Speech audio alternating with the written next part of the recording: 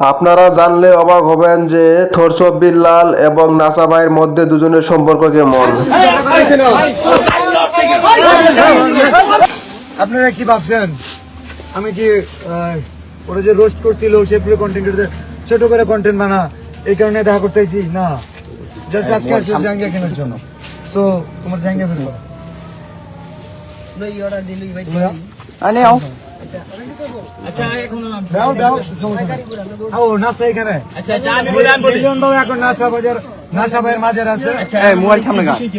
বিষয় হচ্ছে আমি কনিমিয়ার চিকিৎসার জন্য ফান্ড কালেক্ট, আগে আমার কথা শুনুন। কনিমিয়ার চিকিৎসার জন্য ফান্ড কালেক্ট করার কথা খুব ভালো। সাইমন আব্বু কোথায়? জি ভাই আসেন। আরে ভাই ঠেলা ঠেলি করেন কি তো দিবা ভাই এ ভাই একটু না সেট করে সব কন্টেন্ট কেউ অপমান করে কথা বলো কেন? সব সেট করে অপমান করে কথা বলো কেন? অপমান করে কথা বলো কে? প্লিজ দাঁড়া ভাই ভাই ভাই ভাই ভাই সবাই উত্তেজিত না হই। আরে জাল্লা আমি বলতেছি সাইমনের জন্য পুরো দেশের কন্টেন্ট ক্রিয়েটর ফান্ড কালেক্ট করতেছে।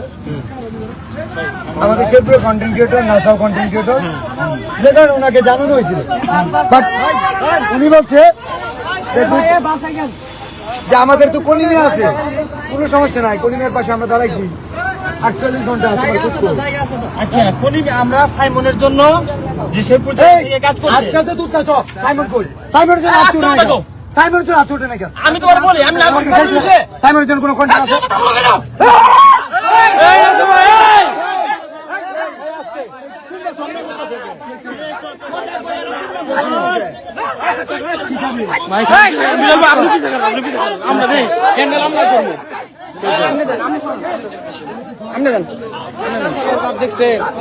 আপনি পিছিয়ে থাকে হ্যান্ডেল আমরা করবো, আপনি পিছিয়ে থাকে।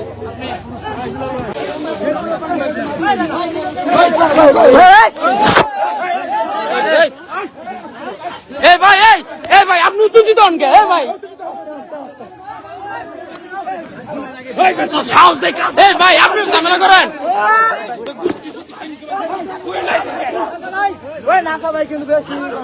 বিলাল ভাই